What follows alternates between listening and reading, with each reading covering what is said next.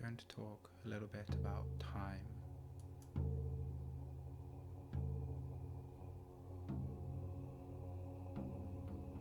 I perceive time as a dimension that we all move through. When alive, we constantly pass through this field, but our internal experiences of time are fluctuating, not constant. Dreamless sleep passes in an instant, and in flow state, hours can feel like seconds, whilst fear and anxiety might stretch seconds into minutes. Our internal affective state is somehow related to our internal experience of time. Our own personal affective states and experiences of time have collective repercussions through shared experience and communication, through exteriorization of our interior felt time.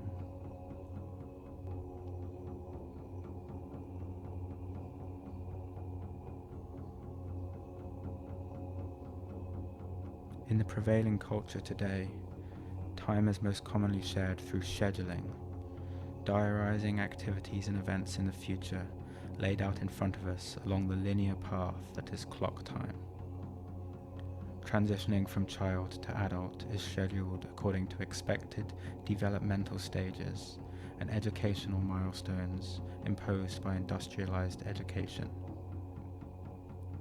As adults, we are expected to work at certain hours or for a certain number of hours in order to obtain resources we need to survive and self-actualize, leaving a residual period for rest, play, and sleep.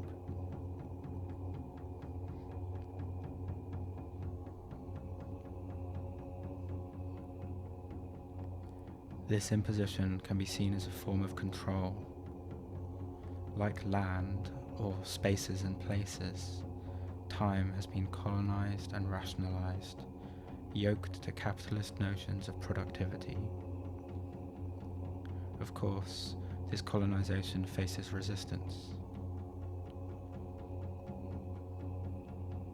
Queer time and crip time are two forms of time that refute Western monochronicism that I have lived experience of, and many cultures operate on polychronic or alternative models of time which prioritize relationships and engaging in multiple activities simultaneously. We all have some agency as individuals as well, to engage in experience that stretches or squeezes time, which may have reverberations outside of our own bodies in the shared time field.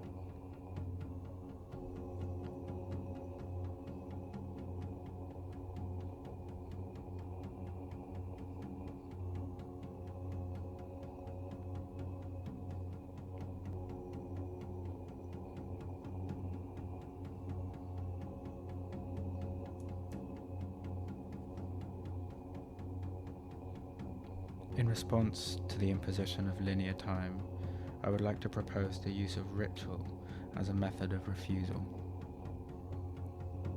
Rituals can simply be defined as rigid sequences of behavior performed in the same way each time that are infused with meaning and significance. They need not be understood by anyone other than the participants. They can be opaque constructs.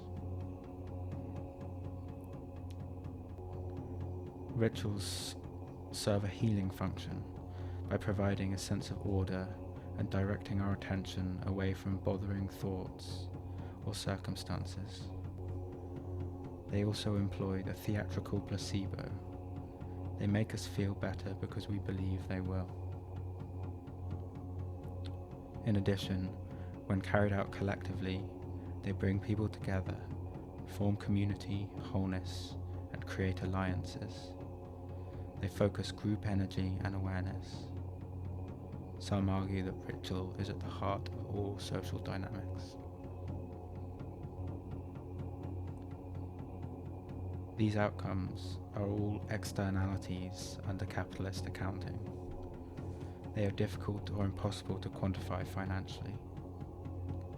By going beyond use value, they become one of those things that humans care most about. Like sport, religion, and eroticism, They are wasteful activities that reject utilitarianism and become something that we care deeply about in the process. To paraphrase Zizi Papakarisi, rituals enable the dissolution of white supremacist realism through expression of the unfiltered unconscious. When shared, this becomes magic, resonating affect in order to channel power.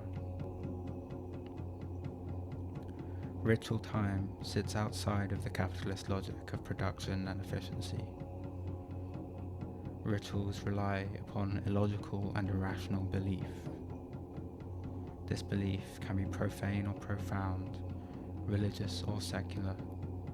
Either way, belief can have a perceptible effect upon reality. To quote Gloria Anzaldúa, "We revise reality by altering our consensual agreements about what is real, what is just and fair. We can transshape reality by changing our perspectives and perceptions. By choosing a different future, we bring it into being." Rituals as processes of embodiment provide us with a methodology, the bodily refusal of the imposed present reality in a personal or collective performance which enables us to bring a different future into being.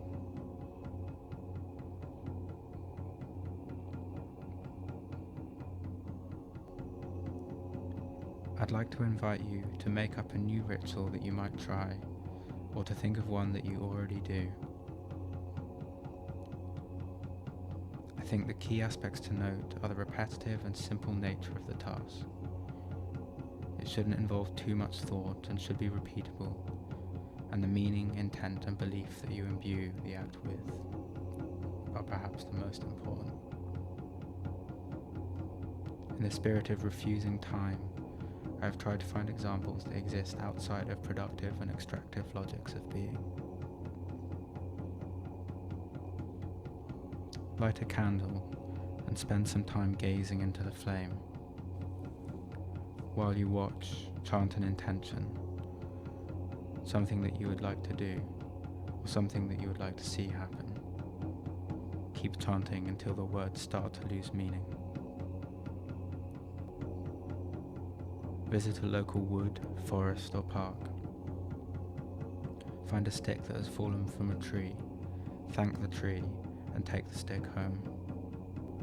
Whittle the bark away whilst considering a thought, idea or wish to imbue the resulting wand with. On a piece of paper, write something that you would like to see come to pass in the world. Crumple the paper up and throw it in a compost heap.